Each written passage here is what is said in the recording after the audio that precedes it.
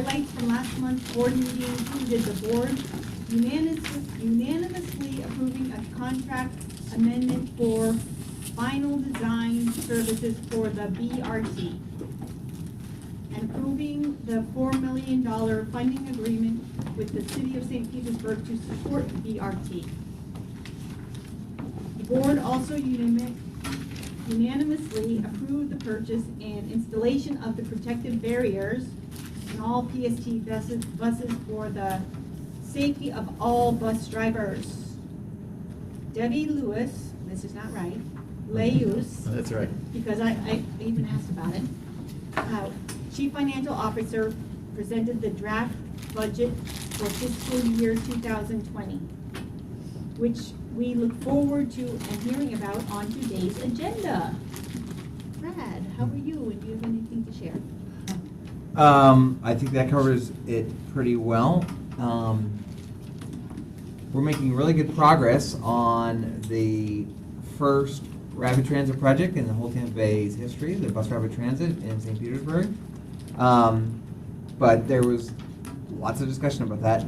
We're basically, as our chair just said, we made a major milestone in that the board approved the contract with our design firm for the rest of the design to get us through hopefully what will be the beginning of construction of the stations along First Avenue North and South sometime by the end of this year or early next year. So that's very positive. And then the other thing, which I don't know, yeah, you mentioned the bus barriers, as this TRAC committee discussed with Commissioner Schulman, and we discussed about buying bus barriers. The board unanimously approved that, so that was really very positive for our employees. And you should start seeing those barriers getting installed, hopefully by in about 6 weeks from now, when they get delivered to us. And then the other thing that we presented, which we saved for this meeting that you're going to hear, is our Chief Financial Officer, Debbie, giving you a little update or insight to the PSTA budget, which I know is so exciting. But when you hear it from Debbie, it actually becomes exciting. Makes sense all the time. Okay, one very important thing. Welcome back, Kim. Yay! Yay!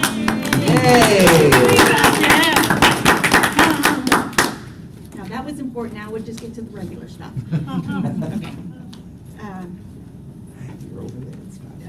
Okay. Duncan Kovar will give us a brief report on his findings at the Congress for New Urbanism conference he attended last month in Louisville, Kentucky. We can't wait. I am so excited to actually stand up here. Yes. First off, I promised 5 minutes, so I'll talk really, really fast. I was gone 4 days, but I stayed 7. And so the main thing that I learned on my trip was just walking around Louisville and comparing Louisville to Pinellas. And I'm surprised how similar they were. Louisville's a little smaller, 600,000. Pinellas is 900,000. So if you think we're about 1.5, Tampa Bay is 4.5 million. So is 2.5 million, about 4.5 times as large. So as you walked around Louisville, it's exactly the same. A walkable downtown. We had electric free trolleys for the tourists. The distant suburbs were demanding to add a lane to help with their traffic. It was funny. Everything that we see ongoing here was exactly what was going there. I even went into and saw, I happened to be there during their Pride Parade. It looked exactly like ours, only instead of Raytheon, it was Kentucky Fried Chicken. I was just laughing. The same T-shirts, the same people. It was like I was just at home, only I was there. They had the Ohio River instead of the bay. So the same, everything about it just felt like home, and so you knew the lessons were going to be good. If I can compare TARC, the Transit Authority of River City, versus PSTA, let me stop right now and just tell you how proud I am and how happy I am with the guys at PSTA. I am just, you guys have no idea how wonderful you are.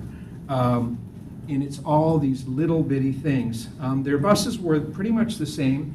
They ran some buses across the river to Indiana. It's a teeny town over there, but I took some over just to see. The circulators were the same. We used the exact same transit app. I didn't have to, often when you travel, you have to get a different app, using the same green app. There, however, they're using the little e-scooters and the rental bikes, and it was all integrated right in the app. So I could jump onto a bike. If you can picture me, honest to goodness, on the electric scooter. I said, I'm not leaving town until I've done everything, and I did. It was wonderful. I had a great experience.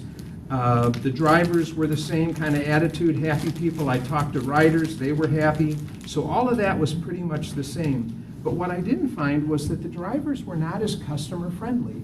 The electric tourist buses did not have anyone saying where you're at or what were your stops. None of the buses. Suddenly that poetry you hear, next stop 32nd Street, next stop 34th Street, never went on. So I missed a couple stops. I had a bus driver shoot by me because he was behind on his schedule. I called downtown, they said, oh, there's another one coming. What if I was going to work, you know? I talked to, anyway, and that happened after I went and Googled it. There was a horrible news article complaining about the way it's confusing to ride the bus. So here, everything we're doing as the TRAC has been adopted by PSTA, and that's why I felt so proud about customer service. There, they just seemed like, well, we're running a bus, we're running a company, kind of take it or leave it. It was just so neat. You could feel it. They have a prepaid card, but I couldn't buy it because you had to buy it and have it mailed to your home. And I said, well, could I pick one up at the airport? No. I said, yeah, it's $5. I said, well, at the end of the week, could I sell it back to you? No.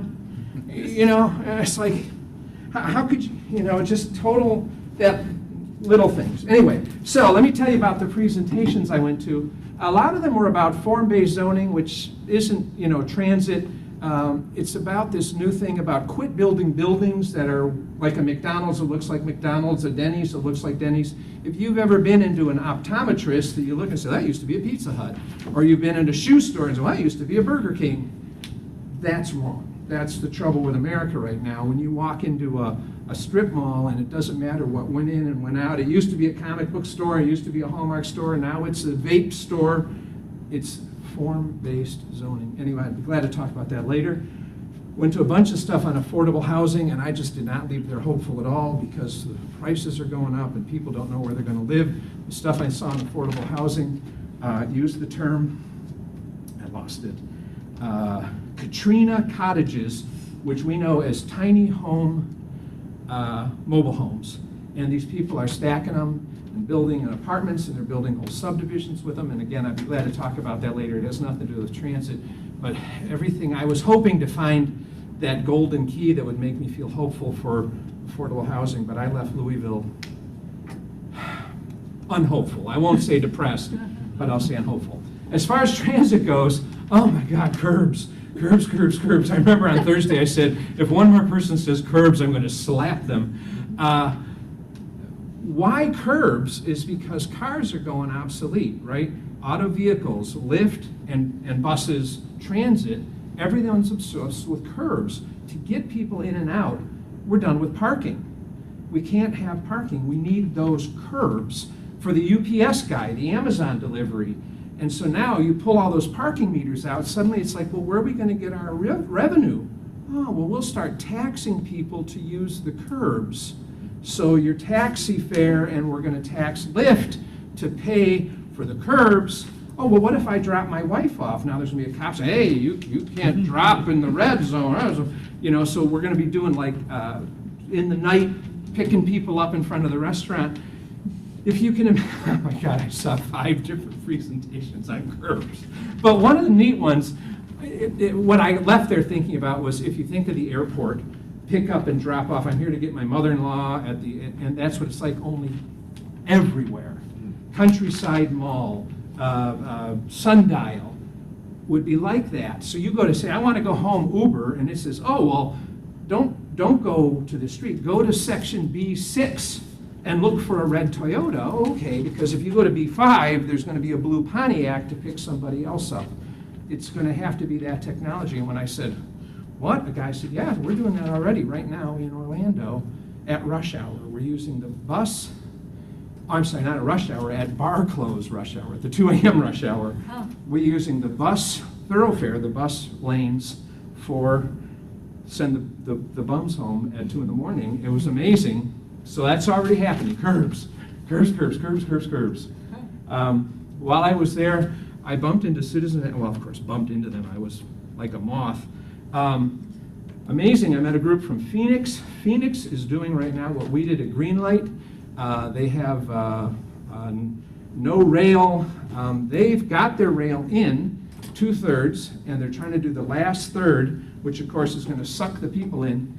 And that group is fighting them, has got a ballot initiative, no more rail, stop right here. And so, by the way, if they win, then they're going to say, see, you didn't make any money because you only got 2/3 of it. And so they've already got the funding for the last third. They've got the votes for the last third with this group. So anyway, I was working with the guys, and I told them I'll come out to Phoenix, I'm retired, and help them knock on doors and wave signs. What the heck? Whatever I can do. But they're running up against exactly what we had in Greenlight. In Indianapolis, there's a group, they call them INDOT instead of FDOT, is just what we're doing in Ybor. They had a 6-lane freeway running through a neighborhood. They want to widen it to 16 lanes, knock down houses on each side, run 10-foot. They had the awful picture I can show you. And they are ahead of us in Ybor, that they actually hired engineers, and they put a proposal of burying the current freeway, packing over and putting the second freeway on top with the local access. So if you're coming through Indy and going to go right out, it would be like in Baltimore where you go under the bay. You would go under the freeway. And they said, see, now we can keep our neighborhood. We still have a 6-lane freeway, but we're used to that. We don't want a 16-lane freeway, just like we're saying in Ybor. We don't want a 22-lane freeway. We've already got an 8-lane we're used to. So I tried to get them in contact with the Ybor people. I was in a group with Syracuse, New York, and NYDOT approved tearing a freeway down. They have the same thing like we're doing with 275, where they have a freeway that goes around, so all the trucks and anyone going from here to there goes around. But the one that runs right downtown is on piers, and it's fallen apart. And so they need $1 billion to rebuild it. And they said, well, how about we just tear it down, you know, and make it a boulevard with red lights, and that'll encourage people to go around. Exactly what we're doing with 275. You know, if people are going around, take 4, turn this into a boulevard. We had the vice mayor of Syracuse in Louisville, and we did a brainstorming session, and I'm telling you, I felt like a tourist because we had some of the world's best urban planners, city designers, and we were just brainstorming on whiteboards, maybe put a park here in one way, this and that. It was wonderful, and they left there committing to send the best people up to Syracuse. I was so impressed. I was videotaping the brainstorming of what they would do to relay out Syracuse.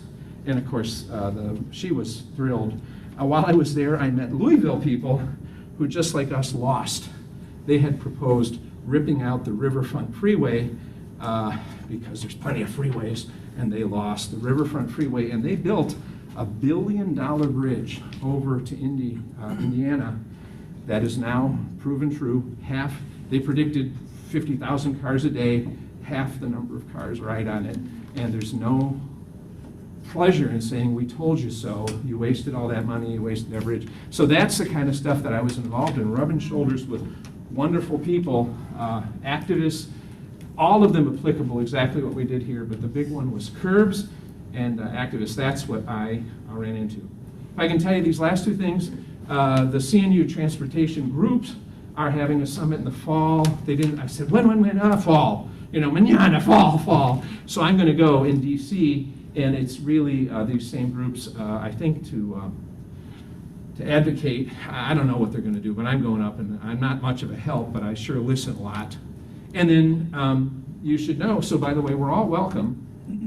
CNU Tampa Bay, the local office, is having their local conference October 3rd and 4th, and we're all welcome to come to that. It will be, again, primarily maybe 70% is about zoning and housing and land use and affordable housing, but 30% is still about transit and transportation and roads. I'm sure 275 and that is going to get a lot of press. I had a ball, needless to say, riding around on my scooter, riding through neighborhoods, meeting everybody. Thanks for your attention. Thank you. That's my trip report. I feel like I'm in Wow, 5th grade. wonderful. Thank you. Thank you. Louisville does have more whiskey and horses and. Absolutely. baseball bats. If I can add, I'm going to put together a full PowerPoint on this. I promised it to 2 of the clubs I belong to. If any of you belong to a library group, the old Ladies Garden Club, or the whatever card party, I'd be glad to give it to you in about a month. It'll take me a month to put this together, probably run an hour. Thank you. Thank you. Action items. We need to approve June 18th, 2019 minutes from our meeting. Has everyone had a chance to read and review the minutes? And we're happy with that? Everybody? Okay. Doesn't sound like there are any edits. We need a motion to approve. Approve. And a Second. Second. Motion passed. Wait, you gotta take a vote. All in favor? Oh! All for the vote. They got that on film, didn't they? That's all right. Just ask all in favor, say aye. All in favor, say aye. Aye. Opposed? All opposed? Now, there you go. Thank you. You're welcome. Motion passed. The next item, I see he's on his way, is the TRAC Star Award nomination. Bob Lasher's gonna tell us all about it.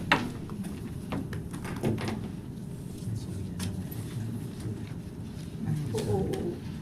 I had my practice. Yeah.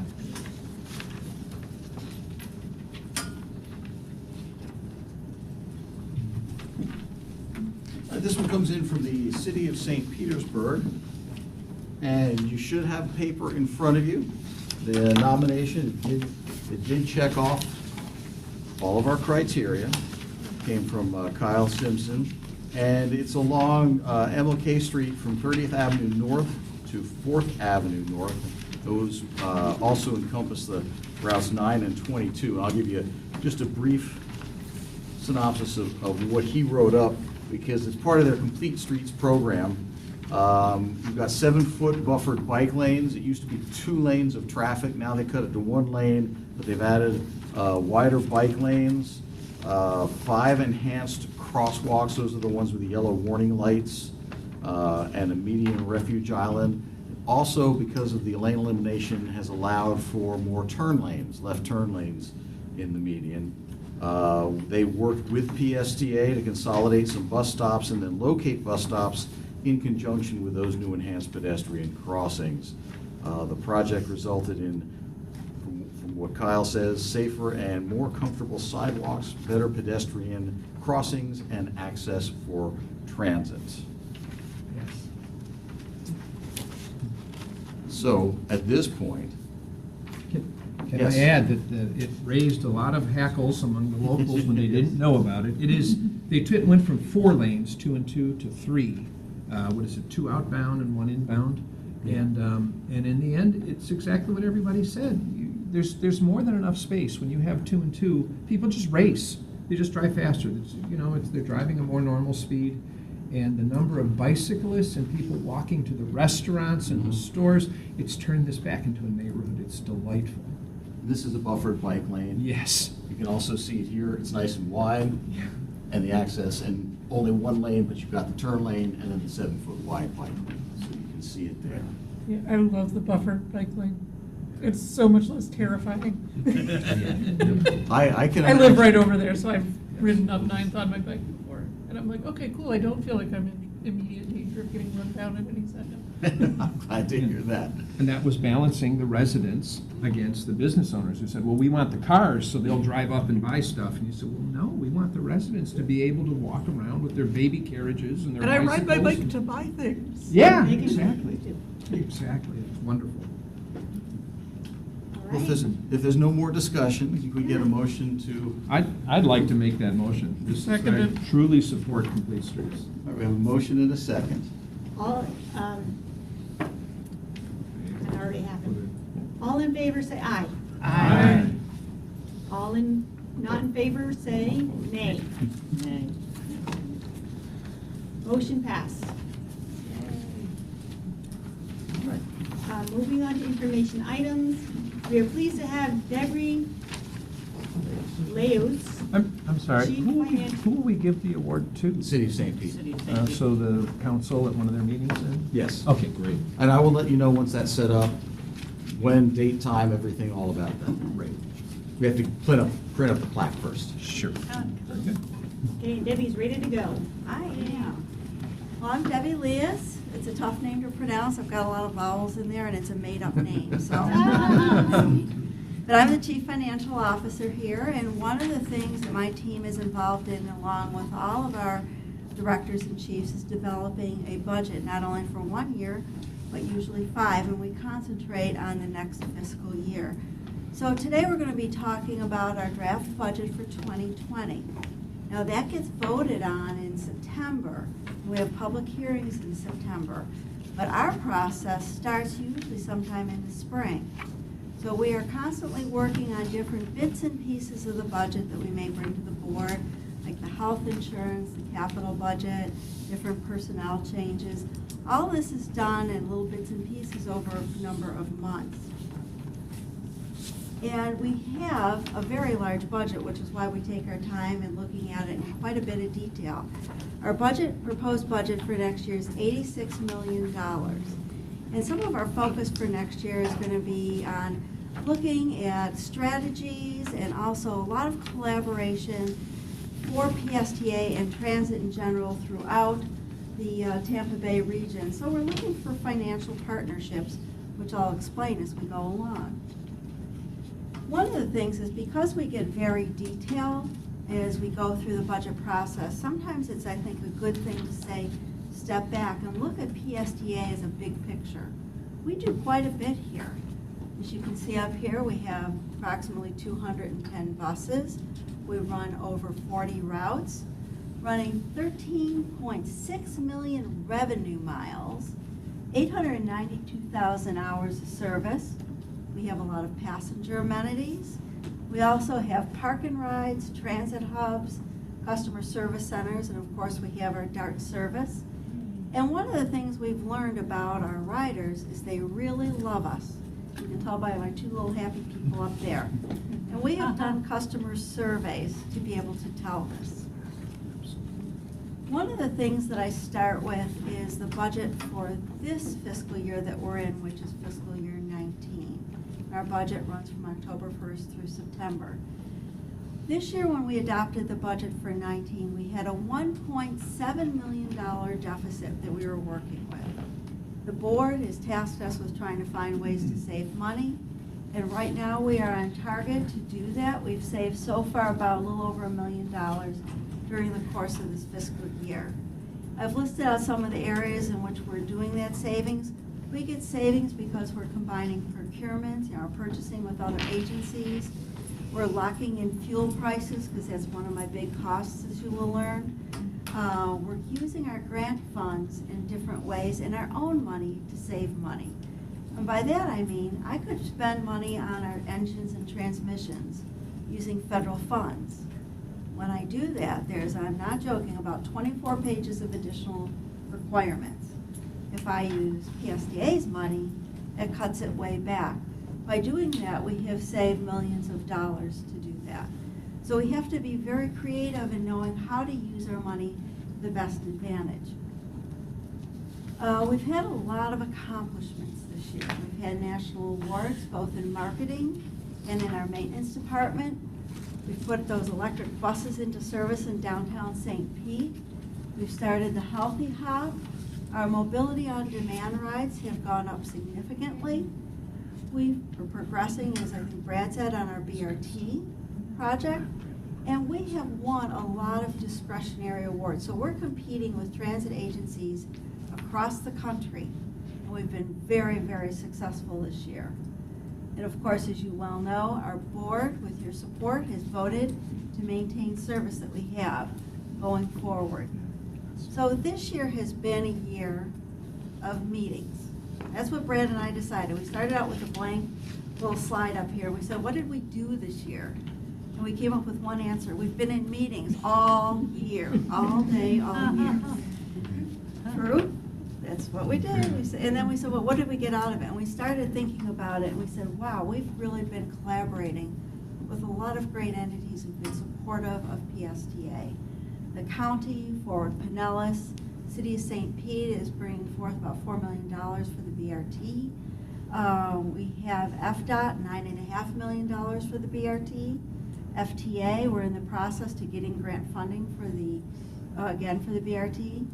I have spent a lot of time with T-BARTA this year, and City of Clearwater has been very supportive of our spring break service, and our union, which is SEIU. They have been great partners with us, especially in wellness initiatives. So we kind of build on where we're at today for the next year.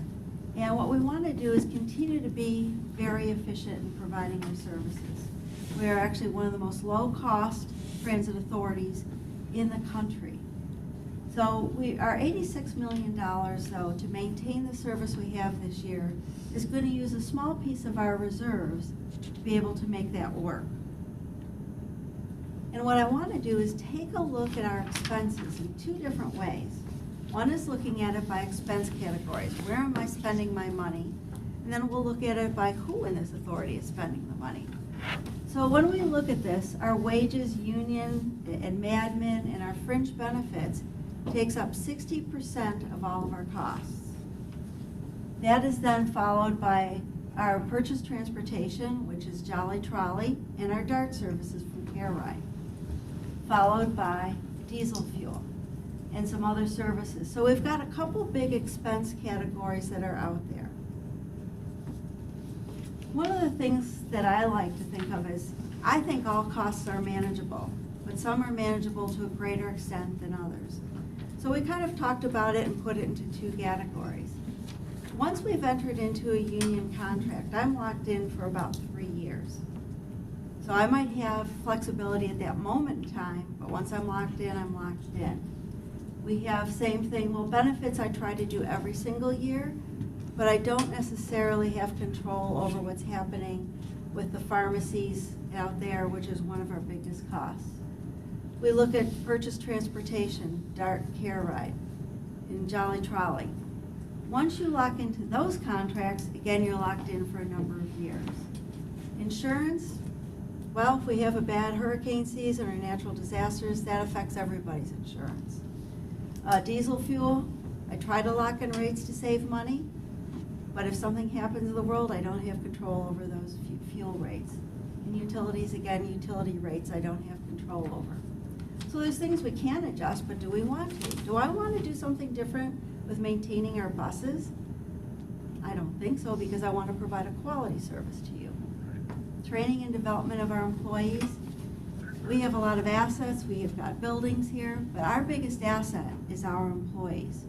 So I constantly want to invest in those employees, to keep them here, and to develop them and to let them grow. Marketing initiatives, if we want to have more people riding our buses, I want to still be able to do that. And then administrative position filling, well, we've actually held off on filling positions this year to help save money. That's something we do have control over. And our pay adjustments are tiny and minuscule in the grand scheme of the budget. So ultimately, when we look at it, about 85% of what we have in the budget, I really can't adjust very easily. So where does our money go by division? You've got a listing up here, and I'm going to talk about the top few that are up there. Our operations division is our largest in the authority at $37.3 million. Those are our bus operators that are running all of our routes. It's our customer service reps, and it's our safety and security and our training people. I've got pictured up here Eric Gerhardt. He was captured on film or on camera doing a very nice deed for a lady walking, an older lady walking her to the bus stop. And that is one of our board members, Commissioner Driscoll. And speaking of buses, we have an amazing maintenance team. They have won national awards in what they do, and they have become trained and certified to do warranty work, which helps to save us money. We found that bringing that in-house is better for us to do. But there are other things that we want to outsource. For instance, another big area is our DART and our Jolly Trolley and our legal payments. So we outsource those to help us out. The finance division is the next largest division, and it's the largest of all of the administrative ones. We do a lot of things up here. We play around, we count money out in the revenue center, we spend the money, we bring it in, we do all sorts of things. We look at our risk, we buy things. Of course, we've got accounting, payroll, etc. We also have our capital program. We went over this in detail with our board a couple months ago. A couple of the key things you'll be seeing, as Brad mentioned, number one, we are going to be working on those operator safety barriers this year. The BRT, and then bus replacements. This year, we're going to be ordering 20 trolleys to go up and down the Gulf Boulevard area to replace our very old ones. These trolleys will look like the Jolly trolleys, so now we'll have a very seamless branded service going up and down.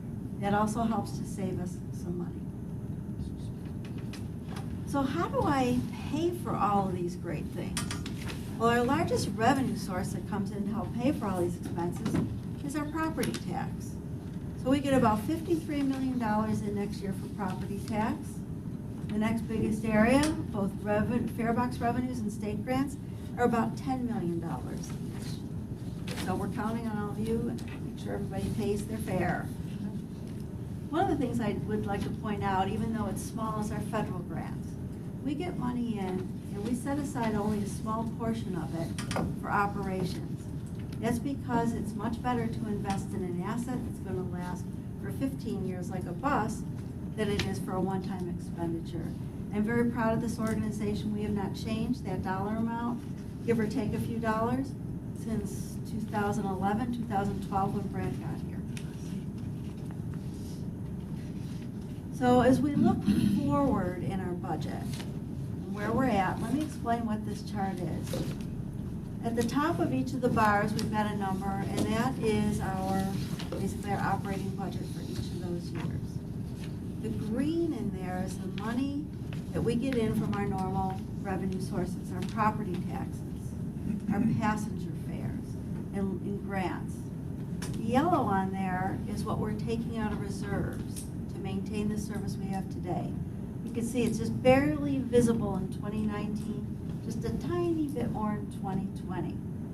As you look out, you can see in 2022 we have red, which means that's where we would have to cut service in order to afford it because we've used up all of our reserves on capital items as well as operating.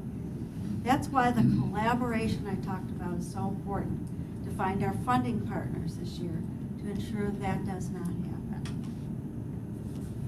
So our takeaways from today is 2019, the year we're in, we are doing great. We're doing better than we anticipated, and we're working hard to do that.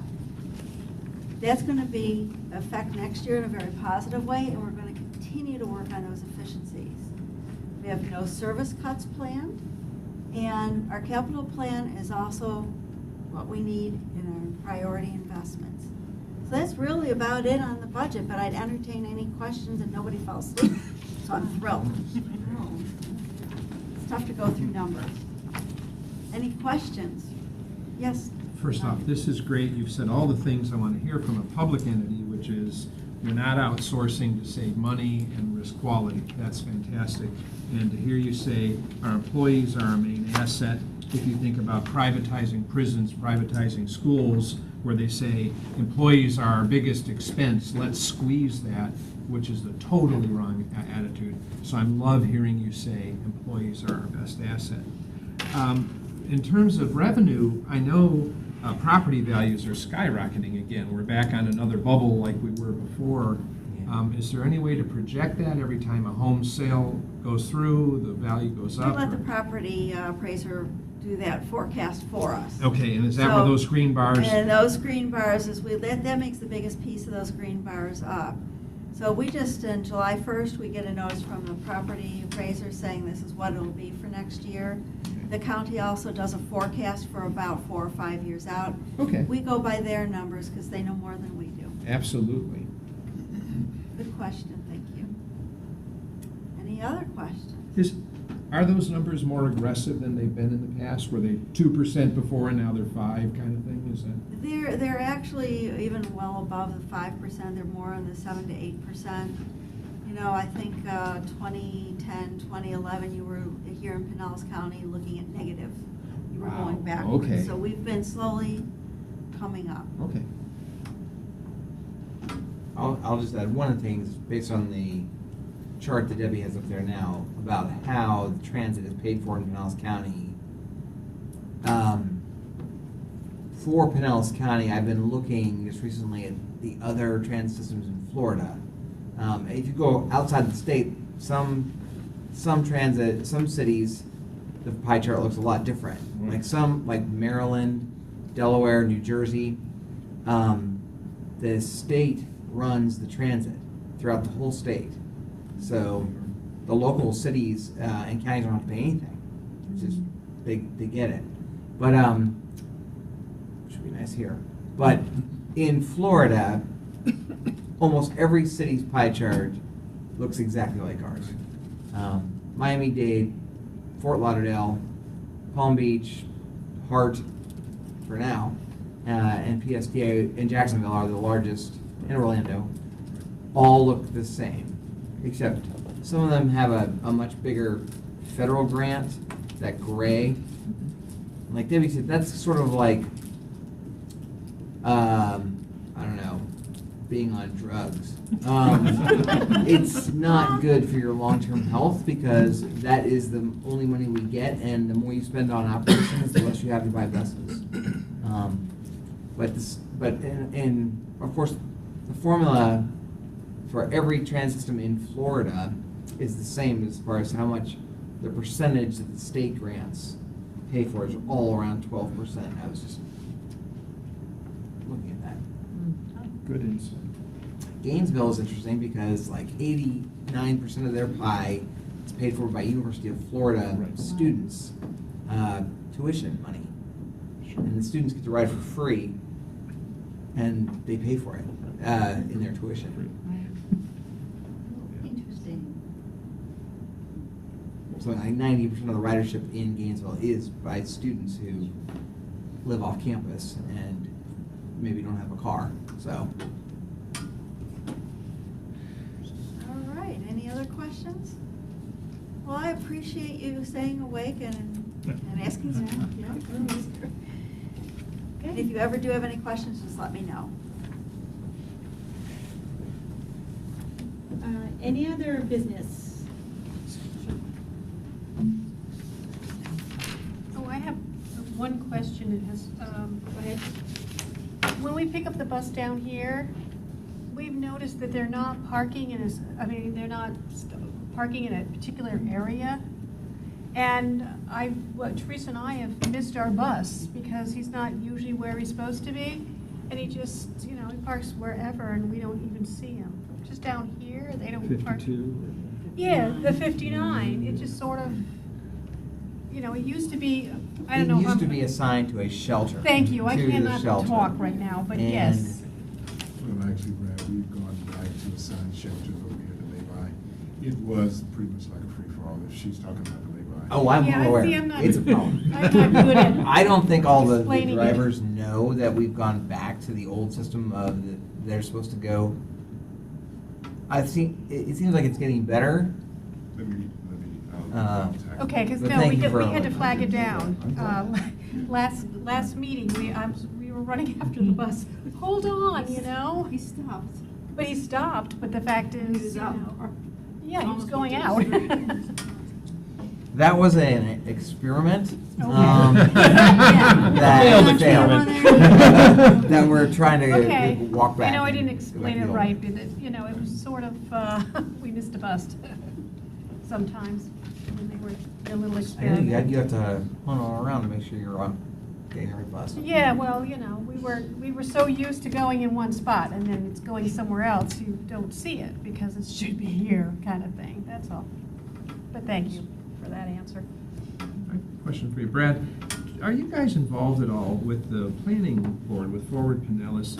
I just heard again, there's going to be a huge apartment complex built near Grand Central that unfortunately has, I don't know, whenever I heard 200 parking spots or 120 parking spots for cars, where it would be a perfect place to have one with no parking spots, which would make residents want to use the bus more. or would incent them. You know, it'd be the kind of thing where you'd give them a cheaper Yeah, rent. I know. And so I'm still mad. I don't know how many years it's been, 3 years. I'm still mad about those self-storage built at 9th and 34th. I don't think I'm ever going to get over that, that those should have been low-income housing. And so here, this is going to be yuppie housing with cars, car-centric, somewhere right on First North and somewhere over there. Do we have where PSTA is lobbying or, I don't know, at that level saying, come on, guys, once you build something like that, you're going to starve our route, and then, like those guys in Phoenix, you're going to come back 3 years from now and say, look, no one's riding the bus. You say, well, that's because you didn't build something to put people who would ride the bus near it. I don't know how to, do you know my question here? Yes. Do you I mean, have access to those guys? And to that end, this. It's a slow ship to turn, but once the wrong building gets built, it sits there for 30 years. Oh, I know. Yeah. All I would say is that the city of St. Petersburg is our best. Yeah. The best that we have. The city has put in new zoning requirements Yes. that reduces the requirements for the number of parking spaces for all those new apartments and Right. condos that are going up in downtown. So the ones that you see, they still have, and I agree with you, way too many parking spaces. Yes. But they have fewer. And actually, I heard from the city when I complained about it, Right. that a few of the places are now charging their residents for the use of a parking space, which is good. Yeah. Your rent is this with a car, this with 2 cars. Yeah. Yeah. Yeah, and breaking up like that. So that's a positive. As part of the BRT project, we in the city and Fort Pinellas are all working together on a transit-oriented development study of the corridor Great. to maybe even have further changes to the zoning to enhance the transit. And that's what I was hoping. I know we've got, I don't know, a liaison relationship with HART and with PCPT and the like. I was wondering if we had one, or could we get one, either at least at a coffee level between you and the mayors, and then the commission, and then at a working level that says, are you guys being transit-oriented in zoning? And that's what, I'm pointing to my screen is gone, but that's what I learned at CNU, was that zoning and transit go together. Once you build the wrong building, you can't get it out. And then the right building, the tail wags the dog. You build the right building, transit just follows, because people say, hey, I love it. I moved here, now I'm gonna take the bus. 'Cause yeah, I would love it if you guys had, I don't know, more than cup of coffee, but more as like a partnership, a working committee, once a month, where we're moving these issues forward. Or you sat on that meeting that they're having that makes sure that our wants or needs are being addressed. That's what I was asking. Or if not asking, then at least urging. Thanks. Yeah. I got a question about, on 54th Avenue and 71st Street. When you get to 54th Avenue going west, there's a bike lane. But when you go straight through 71st Street, there are no bike lanes and there are no sidewalks. That part of the neighborhood, do the residents there, do they don't want sidewalks on that particular area from 71st Street all the way down to Tarpon's the mall, Town Square Mall? There's absolutely no sidewalks. Do the residents basically? You're talking about on That's for 71st? Pinellas. 71st Street. Oh. That's, Is that unincorporated? You can't. Yeah, I'm wondering. I think it's unincorporated I think Pinellas it's County. because it's Incorporated. unincorporated, they don't Yeah. It's want. not part of Pinellas Park. I think that's unincorporated. Yeah. So the residents don't want bike lanes and they don't want, Well, the fact it doesn't even have sidewalks, right? yes. The county has a list of all of the all the roads in Pinellas and unincorporated Pinellas County that are not part of a city, but are part of unincorporated Pinellas County Okay. that they if they had funding, they would install sidewalks. And so I'm sure that's on the list.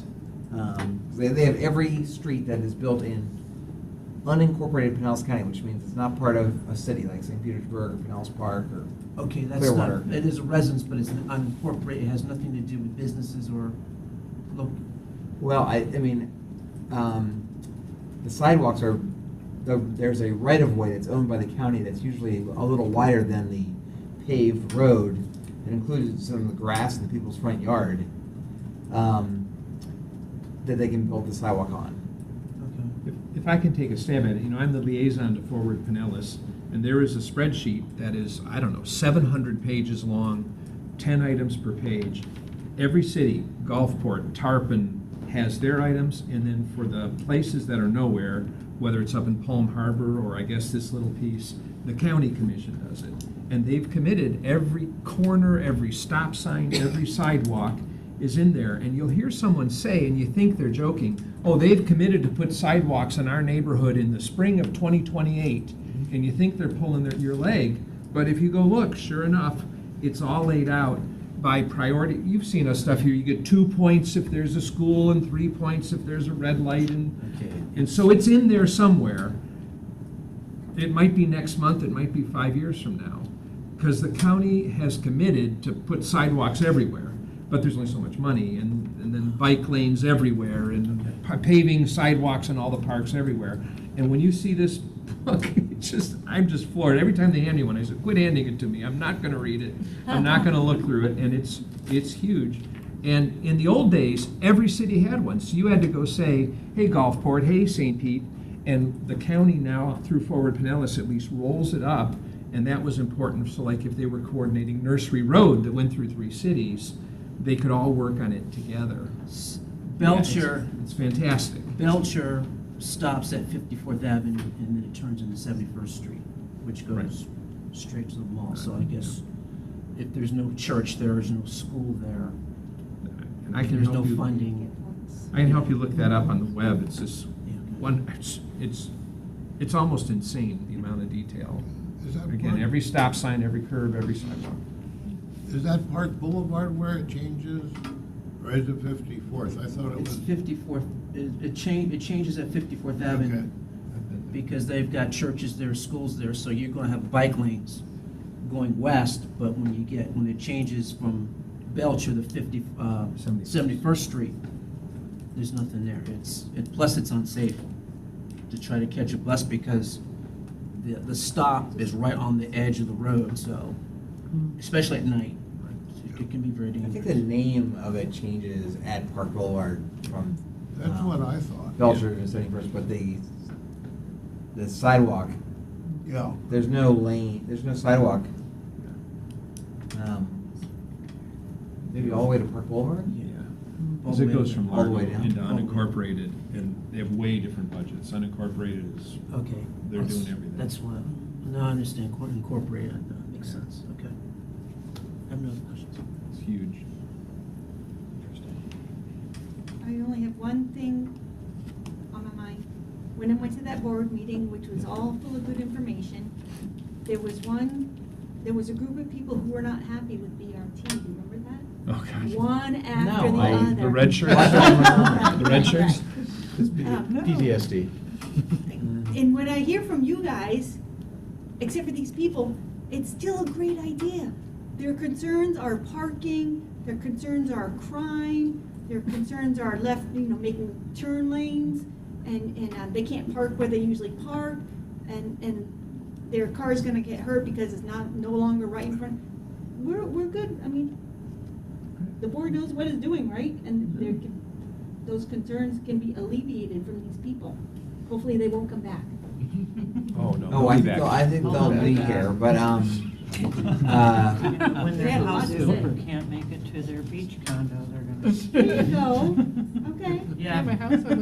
well, there's a lot of worry, I think, concern, but we have a great outreach team and have tried to answer their questions, clarify a lot of the things that you heard that citizens come and they say, you're gonna eliminate the parking, is actually not true. Yeah, it's basically impossible to get the correct information into every single citizen's hand. It's kind of like what was described about the Martin Luther King Drive thing that you just awarded a TRAC award to. There was a lot of controversy about that. People had the wrong information, and then once it's put in place, you can't even notice. You can't address an emotional fear with a factual response in the end. And what we saw in Phoenix is even after it's gone through, there's still people fighting it, and they'll fight it till their death. They'll be buried, and it'll be on their headstones. Oh, wow. So there will be that faction that will never be happy, and they'll be at that thing wearing red shirts, yelling at though it is untrue. There are all kinds of, if you go to Cutter from USF, oh my goodness, something transit, oh help me. Center for Anyway, Transit the Research. Center for Urban Transit Research, Cutter, can show you bus lanes do not affect it. Closing a lane doesn't affect transit overall. There's doctoral papers out there that will show all that you can't address an emotional fear with a statistical response. It just doesn't work. I'm sorry, I wish it did. We're trying. On transit. Yes, Yeah. I'm very impressed by the board. They were so cool. Yeah. And that they said what they had to say. And so I learned a lot listening. But you guys, everything's on track. Great. There it is again, track. Yes. Sometime in the future, are you guys planning to add any more routes in some places of St. Petersburg? Because I have heard from various passengers in the Lakewood Estates area in St. Petersburg from 26th Avenue South, 31st going down to 54th Avenue South, at that long stretch. Some people have been saying, because I've been chatting about it, and because I have people that I know that live in Lakewood Estates, and Lakewood Estates is big, but that stretch has no bus stop from 26th Avenue South to 54th Avenue South, 31st Street. And it was wondering, because, they have to walk up to 34th Street South just to get to 34th. Some people got to walk back, and they live in Lakewood Estates, and they want to know if anytime in the future that y'all would consider putting a route to connect with 22nd Avenue South. Yeah. Because there's a 22 that goes down 22nd Avenue South. I think that's the 22, or the 23. That's the 23, don't. 23 is closer to that, yeah, 22 is on 22nd North.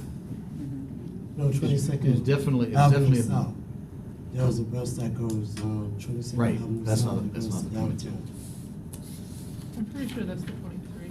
Yeah, I think so too. I think it's 23 off the top of my head. And we definitely had plans to get more service down there based on green light and a lot of other areas, but it's all, right now, it's just the funding issue. There's the Forward Pinellas, which is the group that does all the transportation planning for the county, has a survey out right now that we'll make sure that Marion gets. They got to- it today. Yeah. You got it? Got it. Yeah. Oh, you got it, okay, good. Fill that out. I mean, and write down that you like the bus to go there. Forward it to all your friends. Yeah, forward it to your family. Forward it to all of your transit-oriented friends. Will do. Yeah, they're begging us Yeah. to share it. Right. They're begging you to share it, everybody. The red shirts will be forwarding it to theirs. Alrighty. I think we can adjourn. I have Can one. I get, We have one, all right, go ahead. okay, one thing, I don't know where it fits in the general scheme of things, but the 75 has a lot of bus stops so close to each other. Is anybody going to, I'm talking particularly around, from 71st/Belcher, well, 71st there anyway. It starts, you get past Westmoreland, I think it is, and you have a stop, and a little ways down, right there by the Catholic Church and into Casa Santa Cruz, you have another stop there. Then right in front of the Catholic Church, you have another stop, and then at Five Towns, you've got another stop. I mean, I can walk to any one of those without it being a major problem. It just seems like when you get, it just starts to eat up the time in the schedule, and you end up being late, not making a connection to the 18 or something like that. Because you see one at a person in every one of them some days, and it really screws up the schedule. And this is where I live, and I'm saying it's too many. Well, that's interesting. I'm glad that the planning department is not here to hear your comments, because Oh, it's I've the got it. ongoing, except for Bob's writing it down, unfortunately. Because I know we did it with like the 18 and something else, we started doing some consolidation. 79, I remember 79 at Park Boulevard, they pulled up some stops.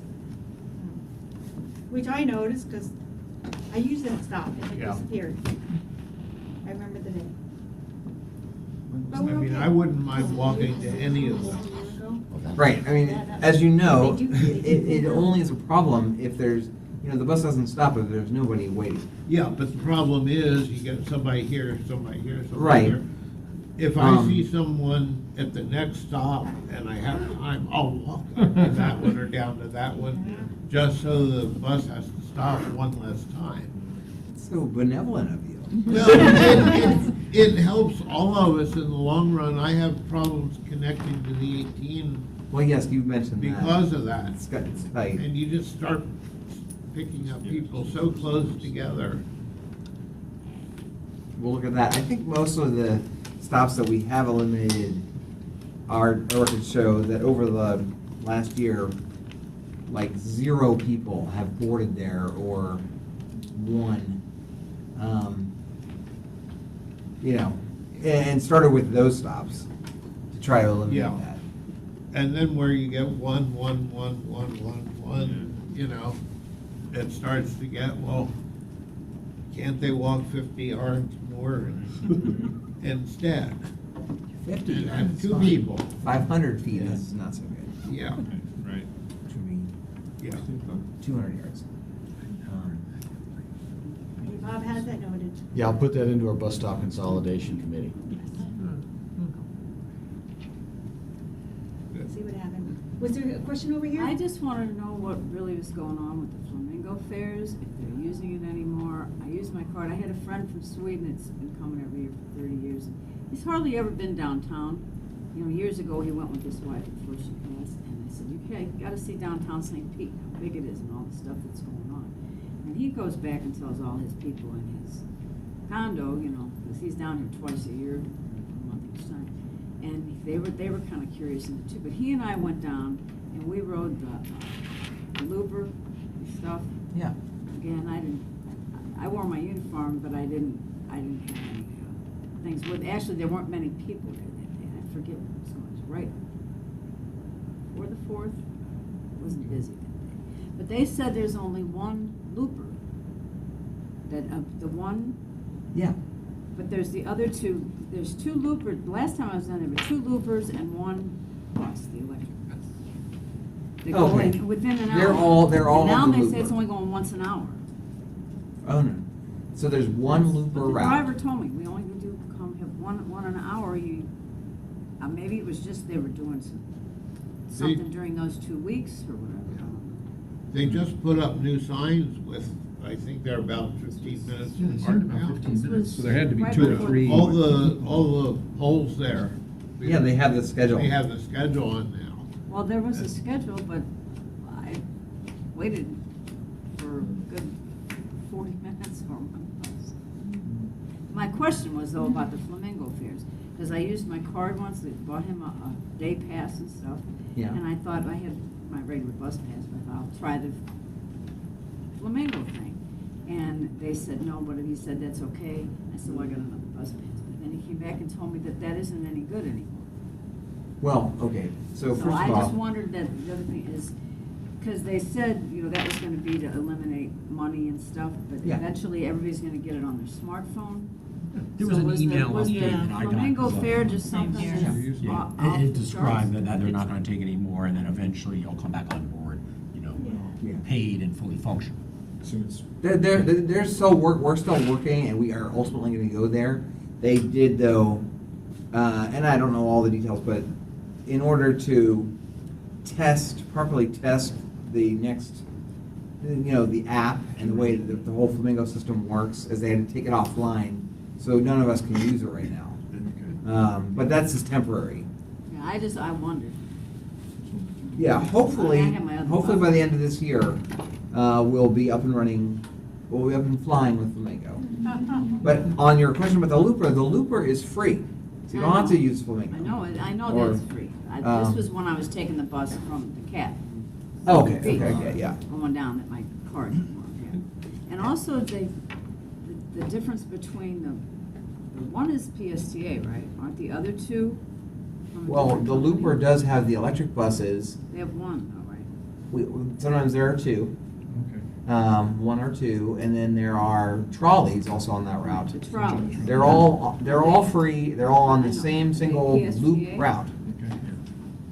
Oh, they're not PSTA, though. They're all paid for by PSTA, but They're the different bus drivers. drivers are different, depending on the bus that you get on, but they all do the same thing.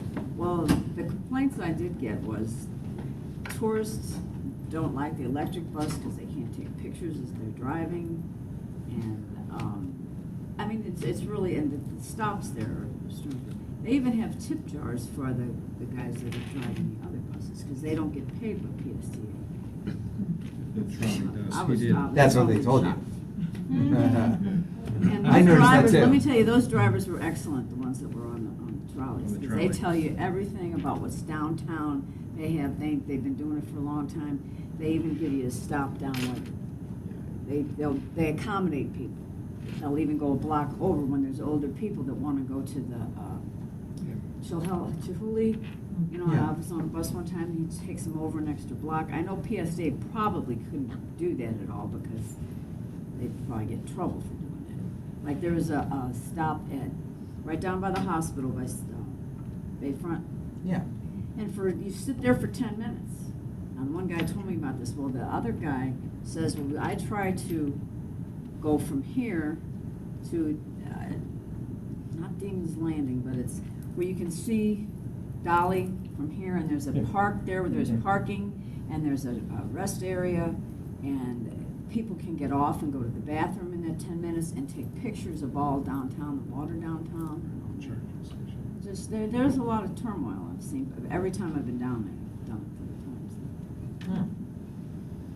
Few Thank you people I for- talked to that were locals that used to take it for their work and stuff, Yeah. they said they don't take it like they used to.